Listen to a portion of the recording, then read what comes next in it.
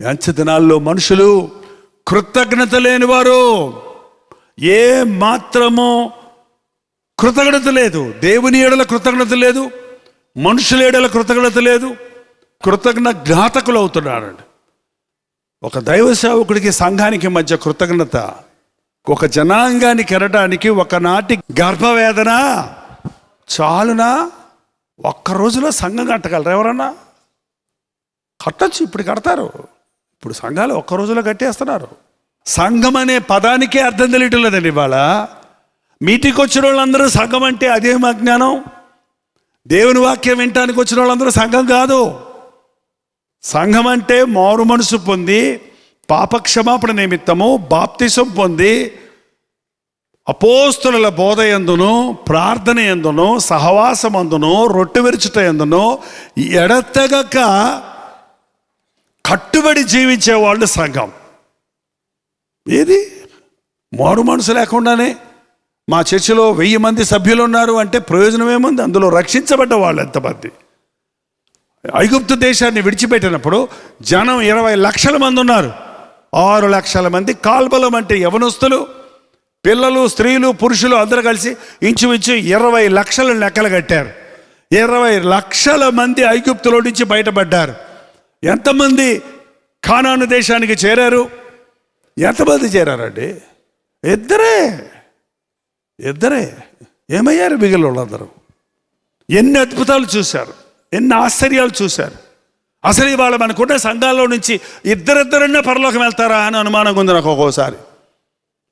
మన సంఘం ఇంత పెద్దది ఉన్నది మంచిదే, ఇందులో ఇద్దరన్నా దేవుడికి ఇష్టలుగా ఉంటారా? ఐగుప్తులో నుంచి అందరినీ దేవుడు విడిపించాడు. అందరూ మేఘస్తంభంతో కింద నడిచారు, అగ్నిస్తంభం కింద నడిచారు, ఆకాశం నుంచి కురిపించిన మన్నాను భుజించారు. మోషే నాయకత్వంలోనే ఉన్నారు. ఇప్పటిలాగా ఇన్ని సంఘాలు, ఇన్ని బోధలు లేవు, ఒకే నడిపింపులో ఉన్నారు. కానీ వారిలో అనేకులు ఆయనకు ఇష్టలుగా లేనందున. ఎవరికి ఇష్టలుగా లేరు? 10వ అధ్యాయం, కొరింథీయులకు రాసిన మొదటి పత్రిక 10వ అధ్యాయం 2వ వచనం. అందరూ మోషేను బట్టి మేఘములో సముద్రములో బాప్తిసం పొందిరి, అందరూ ఆత్మ సంబంధమైన ఒకే ఆహారమును భుజించిరి, అందరూ ఆత్మ సంబంధమైన ఒకే పానము చేసిరి. ఏలయనగా తమను విడిపించిన ఆత్మ సంబంధమైన బండలోని తాగిరి, ఆ బండ క్రీస్తే. అయితే వారిలో ఎక్కువ మంది దేవునికి ఇష్టలుగా ఉండకపోయిరి గనుక ఆరణ్యంలో సామాన్యం. దేవునికి ఇష్టడుగా ఉండాలి. నీ భక్తి నిన్ను నువ్వే మెచ్చుకునేది కాదు, ఇతరులు మెచ్చే భక్తి కాదు. ఏంటండి, ఇతరుల యొక్క మెప్పుల మీదే మన బండి నడుస్తుంది, కానీ మనలో పెట్రోల్ లేదు. అలాంటి పాస్టర్లు కొంతమంది ఎదురుగుండా వాళ్ళు వీళ్ళు అయ్యగారు ఎంత బాగా చెబుతారు, అయ్యగారు ఎంత గొప్ప సేవకుడు, అయ్యగారు చెప్పినట్టు ఏ అయ్యగారు చెప్పలేదు, అయ్యగారి దగ్గరకు వస్తేనే అది ఇదని పల్లకీలు మోస్తున్నాడు చూడండి. ఆ పల్లకీల్లో పోతున్నాడు సేవకుడు అంతే. కానీ దేవుడికి ఇష్టడుగా ఉన్నాడా? దేవుడు మెచ్చే భక్తి ఉన్నదా? ఏ ఉద్దేశంతో సేవ చేస్తున్నావు? ఏ ఉద్దేశంతో ప్రసంగిస్తున్నావు? ఏంటి నీ ధ్యేయం?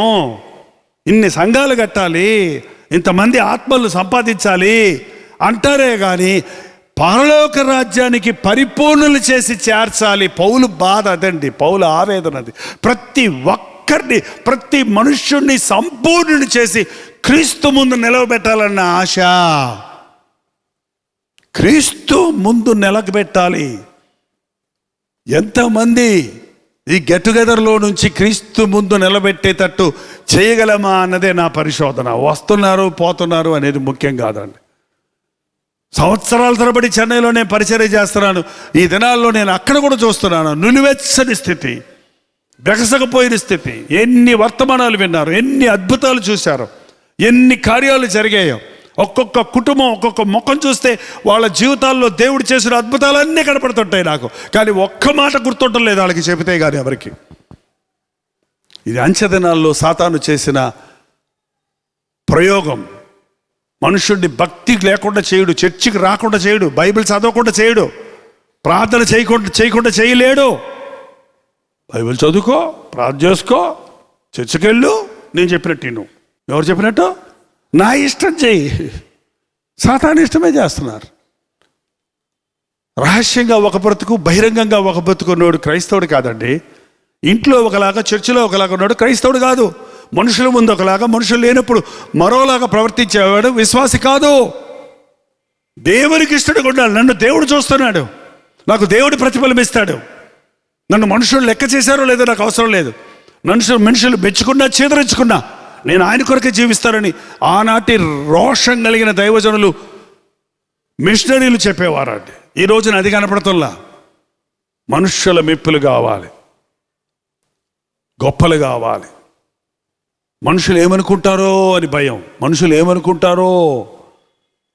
ఒక అబ్బాయి చక్కగా రక్షించబడ్డాడు, మంచిగా బాప్తీసం పొందాడు, చక్కగా మీటింగ్కి వస్తున్నాడు, తాగుడు నుంచి విడిపించబడ్డాడు. సడన్గా తాగడం మొదలుపెట్టాడు, మీటింగ్ రావడం మానేశాడు. ఏంటి ఏమైంది నీకు? మంచిగా విశ్వాసంలో ముందుకెళ్తున్నావు, ఏమైంది అంటే మా మేనేజర్తో క్యాంప్కి వెళ్ళానన్నా. ఎందుకు వెళ్ళావు? మేనేజరు తనతో పాటు నాకు ఫ్లైట్లో టికెట్ బుక్ చేసి రమ్మన్నాడన్నా. వెళ్ళకపోతే ఆయన ఏమన్నా అనుకుంటాడేమో అని వెళ్ళానన్నా. ఆ క్యాంపులోనేమో ఆయన అక్కడ బ్రాందీలు విస్కీలు తాగుతుంటే నన్ను కూడా పక్కన కూర్చోబెట్టుకున్నాడన్నా. తీసుకోయా అన్నాడన్నా. తాకపోతే ఏమన్నా అనుకుంటాడేమో, ఆయన బాధ పెడతావు ఎందుకులే అని. ఎంత జాలో మేనేజర్ గారు బాధపడకూడదు, ఆయన ఏమనుకోకూడదు. అరే పిచ్చోళ్ళే ఉన్నావే నువ్వు. నీకు ప్రాణం ఇచ్చినా, నిన్ను రక్తం ఇచ్చుకున్నా, నిన్ను పాపం నుంచి విడిపించినా ప్రభు ఏమనుకుంటాడో అన్న ఆలోచన కూడా రాలేదా నీకు? మేనేజర్ ఏమనుకుంటాడో అనే ఆలోచన వచ్చింది. కానీ నన్ను ఇంత ప్రేమించి నన్ను రక్షించిన ప్రభువు మళ్ళీ నేను దేవుణ్ణి నిర్లక్ష్య పెడితే, మళ్ళీ కక్కిన దాన్ని తాగితే నా ప్రభు ఎంత బాధపడతాడో అన్న ఆలోచనే రాలేదయ్యా నీకు. రాలేదు, కృతజ్ఞత లేదు. దేవుడు చేసిన మేళ్ళు మర్చిపోయావు. ఏ స్థాయి నుండి ఏ స్థాయికి నిన్ను తెచ్చాడో మర్చిపోయావు. వాడు వీడిచ్చే టిప్స్ కనపడుతున్నాయి, ఆ డబ్బులు కనపడుతున్నాయి, ఆ మెప్పులు కనపడుతున్నాయి. ప్రభువుని ఎంత బాధ పెట్టడానికైనా సిద్ధమైపోతున్నావు. పేతురు లాంటి వాడే. నువ్వు యేసు ప్రభుతో ఉన్నావు కదా? అవును ఉన్నాను అంటే ఏం పోయిందంట? నీ బాధ ఏంటి? నేను వేస్తాడు ఉన్నా, నీకేంటి? అడగొచ్చు కదా. అంతకుముందే ప్రగల్భాలు పలికాడు. వీళ్ళందరూ కాదన్నా సరే నేను నిన్ను కాదన్నను. ఎవరిని పెట్టుకుంటాడో చూసారా సాతాను? ఇంకా చాలామంది శిష్యులు ఉన్నారు కదా, వాళ్ళని శోధించవచ్చు కదా. పేతురుని ఎందుకు పట్టుకున్నాడు? దేవుడికి అతని పట్ల చాలా ప్రణాళికలు ఉన్నాయి. దేవుడు అతన్ని కోరుకున్నాడు, ప్రభు అతన్ని ఏర్పరచుకున్నాడు, పరిశుద్ధాత్ముడు అతన్ని వాడుకుంటున్నాడు. నీవు నిజమైన క్రీస్తువి అని చెప్పగలిగిన వాడు పేతురు ఒక్కడే. అలాంటి వాడే నీతో చనిపోవడానికి కూడా సిద్ధంగా ఉన్న వాడిని సాతాను బెదిరించినప్పుడు అందరూ ఏమనుకుంటారో, ఏమన్నా శిక్ష వస్తుందేమో అని బొంకాడు. పేతురన్న 3 సార్లు బొంకాడు. మనం 33,000 సార్లు బొంకుంటాం ఈ పాటికి. ఎన్నిసార్లు బొంకుంటావు చూడు, జ్ఞాపకం చేసుకో. ఎందుకంటే అలాటనా? ఎంతకాలం ఆ భక్తి ఉంటే వెచ్చగా ఉండు, లేకపోతే చల్లగా ఉండు. దేవుడికి ఇష్టడుగా ఉండు. దేవుడు మనల్ని ఇష్టపడుతున్నాడండి. దేవుడు మనల్ని ప్రేమిస్తున్నాడు. పాపము లేకుండా ఉండటం కాదు దేవుడికి ఇష్టమంటే. నువ్వు తప్పు చేసినప్పుడు దేవుడు నిన్ను అసహించుకుంటాడు. కానీ నీ తప్పు ఒప్పుకున్నప్పుడు నిన్ను కడిగి మళ్ళీ తన హక్కును చేర్చుకుంటాడు. దావీదు చేసినంత హీనమైన అన్ని మేలును పొందినవాడు, అంతగా హెచ్చించబడినవాడు, అంత నీచ స్థితికి దిగజారాడన్నది అసలు ఊహించలేమండి. పరస్త్రీతో వ్యభిచరించడం, మళ్ళీ దాన్ని కప్పడానికి అతన్ని చంపడం, మళ్ళీ దాన్ని దాచుకోవడానికి ప్రయత్నించడం, ప్రవక్త వచ్చి హెచ్చరించే వరకు వేషధారిగా ఉన్నాడు. కానీ ఎప్పుడైతే దేవుడి హెచ్చరిక వచ్చిందో, నేనే పాపం చేశాను ఒప్పుకున్నాడు, పశ్చాత్తాపడ్డాడు, దొర్లాడు, ఏడ్చాడు, మొరపెట్టాడు, కడిగయ్యా నన్ను, క్షమించయ్యా నన్ను, రక్షణానందం కలుగుతాయి, నీ సన్నిధిలో నుంచి తోసేయకు, నీ పరిశుద్ధాత్మను తీసేయకు. 51వ కీర్తనలో ఆయన చేసిన ప్రార్థన స్పష్టంగా కనపడుతుంది. మొర్రపెట్టినప్పుడు ప్రభు అతన్ని క్షమించాడు. ప్రభు అతని గురించి చెప్పాడు, దావీదు నా హృదయానుసారమైన మనిషి, నా ఇష్టానుసారమైన వ్యక్తి. యూరియా భార్య విషయంలో తప్ప అతడు ఏ విషయంలో నన్ను బాధ పెట్టలేదు, ఆ విషయంలో కూడా పశ్చాత్తాపడ్డాడు. కాబట్టి నేను అతన్ని క్షమించాను. దేవునికి ఇష్టంగా ఉండడం అంటే విరిగి నలిగిన హృదయం దేవునికి ఇష్టమైందంటే. అప్పుడే అన్నాడు దావీదు, చూడండి 51వ కీర్తన, అయ్యా నువ్వు బలులు కోరువాడివి కావు, కోరిన యెడల నీకు ఇచ్చదను, విరిగిన మనసే దేవునికి ఇష్టమైన బలులు. దేవా విరిగి నలిగిన హృదయమును నీవు, అంతేనండి, విరిగి నలిగిన హృదయంలో ఏ దాపరికం ఉండదు. ఇక కొండ పగిలిపోయింది అనుకోండి, ఇంకా కొండలో ఏముంటుంది? ఏముంటుందండి. ఇక పగిలిన గుండెతో నువ్వు ప్రభు దగ్గరికి వెళ్తే ఏ దాపరికం నీకు ఉండదు. నీ గుండెల్లో దేవుడు చేసిన మేళ్ళన్నీ పొంగి పొర్లుతూ ఉంటాయి, కనపడతాయి నీకు అవి. విరిగి నలిగిన హృదయంతో మనం ప్రభువుకు ప్రార్థిస్తే ఆయనకి ఇష్టలమవుతాం, ఆయనకి ఇష్టలమవుతాం. గారడి సీమోను ధనం తీసుకెళ్ళి ప్రభు పేతురు ముందు పెట్టాడు. ఎవరి చేతులు ఉంచుతానో వారికి పరిశుద్ధాత్ముడు వచ్చేటట్టు చేయమంటున్నాడు. ఏంటండి, వాళ్ళ ధనవంతులు కొంతమంది పాస్టర్లను కొనేద్దాం అనుకుంటున్నారు, సంఘాలను కొనేద్దాం అనుకుంటున్నారు, సేవను కొనేద్దాం అనుకుంటున్నారు, డబ్బులుంటే చాలు మీటింగులు పెట్టేద్దాం అనుకుంటున్నారు. డబ్బుతో కాదు, నీ హృదయము దేవుని ఎదుట సరిలేదు కనుక నీ ద్రవ్యము నీతో పాటు నశించు. నువ్వు ఘోరమైన దుష్టత్వంలో ఉన్నావు. చదవండి 8వ అధ్యాయం అపోస్తలుల కార్యాలు. కాబట్టి నీవి చెడుతనమును మానుకొనుము, మారు మనసు పొందు. ఏం పొందాలండి? మారు మనసు పొందాలి. మనసు పాడు చేసుకున్నాడు, మళ్ళీ మారు మనసు పొందాలి. అనుదినము మారు మనసు పొందాలి. మనసు మార్చుకోవాలి, మనసు దిద్దుకోవాలి, మనసు సరి చేసుకోవాలి. మారు మనసు పొందు. మారు మనసు అనే మాట వినపడదు వాళ్ళ బోధలో. హల్లెలూయా స్తోత్రమే వినపడుతుంది. భాషలు అంటారు, పరిశుద్ధాత్ముడు అంటారు, break through, financial break through అంటారు.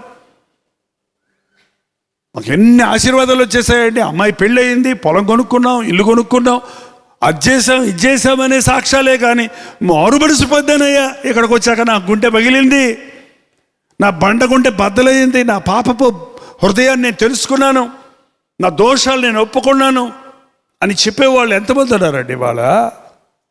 మారు మనసు పొందని యెడల మీరును అలాగే. చైనాలో అంటే 100 మంది 1000 మంది చనిపోతూ ఉన్నారండి. కొంతమంది అనుకుంటున్నారు వాళ్ళు పాపులు, మనందరం మంచివాళ్ళమని. ప్రభు అన్నాడు సిలోయములో గోపురం పడిపోయి చచ్చిపోయిన వాళ్ళందరూ పాపులు అనుకుంటున్నారేమో. మారు మనసు పొందని యెడల మీరును అలాగే నశించిపోతారు. మారు మనసు పొందాలి. నువ్వు చేసిన తప్పు కొరకు పశ్చాత్తాపం పొందాలి. వారం దేవుని దగ్గరకు వచ్చేటప్పటికి ఈ లోక మాలిన్యం నుంచి నన్ను కడిగయ్యా, ఈ వారంలో నిన్ను దుఃఖపరిచిన విషయాలు నాలో ఉన్నాయేమో, అబద్ధాలు ఆడానేమో, మోసం చేశానేమో, కఠినంగా మాట్లాడి అవతల వారి గుండెలు బాధ పెట్టానేమో, వేషధారిగా ఉన్నానేమో, జారత్వానికి చోటిచ్చానేమో, మోహపు చూపులకు చోటిచ్చానేమో, ఆలోచనలో నా మనసులో కక్ష సాధించే మనసులు వచ్చిందేమో, అసూయ వచ్చిందేమో. నన్ను చూడు నన్ను కడుగు అని మొరపెట్టుకోవడానికి మనం దేవుని మందిరానికి వచ్చేది. ఊరికే పాటలు పాడేసి పాటలు అంటే ఏవి సరదో కొంతమందికి. పాటలు పోటీలు పడుతూ పాటలు పాడటానికి ప్రయత్నిస్తావే. పాటలు పాడేవారు ఏకహృదయంతో పాడకపోతే ఆ పాటలు అసహ్యంగా వినపడతాయి అంట దేవుడికి. మీ పిచ్చి పాటలు నా దగ్గర నుంచి తొలగించేయండి అంటున్నాడు ప్రభు. హృదయ శుద్ధి లేకుండా నువ్వు పాడే పాట దేవునికి ఇంపుగా ఉండదు, ఇష్టంగా ఉండదు. కుష్ఠరోగి చేతి నిండా కుష్టి ఉందండి, రసిగా ఆడుతూ ఉందండి, మంచి లడ్డు కొనుక్కొచ్చి తీసుకోమ్మా అని ఇచ్చాడు అనుకో, లడ్డు చాలా బాగుంది, ఫ్రెష్గా ఇప్పుడే తీసుకొచ్చింది, తీసుకో అని ఇచ్చాడు అనుకో, తీసుకుంటారండి? పోనీ బంగారమే ఇచ్చాడు అనుకో, బంగారం పట్టుకొచ్చి ఇచ్చాడు అనుకో, తీసుకుంటారా? ఏంటండి, నీ హృదయం సరి లేకుండా దేవుడికి మంచి పాట పాడితే మాత్రం ఏం తీసుకుంటాడు ఆయన? ఎట్లా అంగీకరిస్తాడు? నీ హృదయం దేవుడితో సరిలేదు కనుక నీకు ఇందులో పాలు పంపులు లేవు. పరిశుద్ధాలంకారాలు ధరించి ప్రభువుని ఆరాధించాలి మనం. విరిగిన హృదయం, శుద్ధ హృదయం అది లేకుండా దేవుని కొరకు ఏం పని చేసిన ప్రయోజనం లేదండి. యెహోవా కార్యములు అజాగ్రత్తగా చేయవాడు ఆశ్రదించబడతాడా? పోనీలే అంటాడా? చేసి కూడా మళ్ళీ శాపాలు తెచ్చుకుంటాడు. చూడండి, ఇంకెందుకు మరి? క్రీస్తు కలిగిన వాడు స్థిరమైన మనసు ఉంటాడు, ద్విమనస్సు కాదు, రెండు రకాల బతుకు కాదు. ఉంటే వచ్చగా లేకపోతే చల్లగా, ఉంటే నీతిగా లేకపోతే నీ ఇష్టం. నీ ఇష్టం. ఎవరిని బలవంతం చేయలేదు ప్రభు, ఎవరిని బలవంతం చేయలేదు. నా దగ్గరకు వస్తావా, నేను చెప్పినట్టు నేను, లేదా నీ ఇష్టం వచ్చి ఉంటావా, నీ ఇష్టం వచ్చిన బ్రతుకో.